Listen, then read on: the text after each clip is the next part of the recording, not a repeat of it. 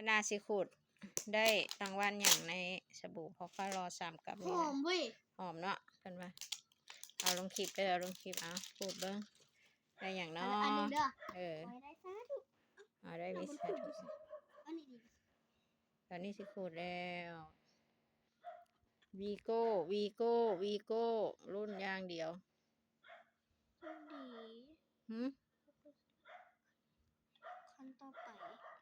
ฮะว่าจังไดก็ ทานโชคดีครั้งต่อไป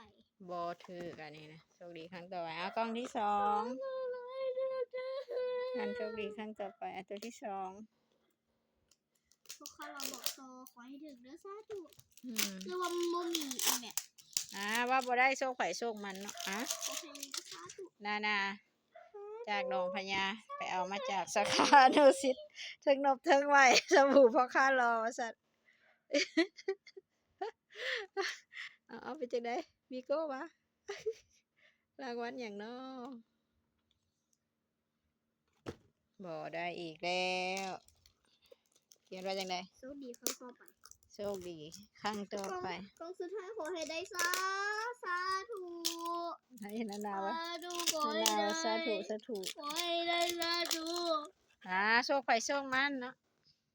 คันมีทุกกล่องมันก็ต้องรวยบ่ทุกคน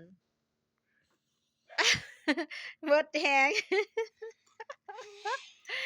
นาเบิดแฮง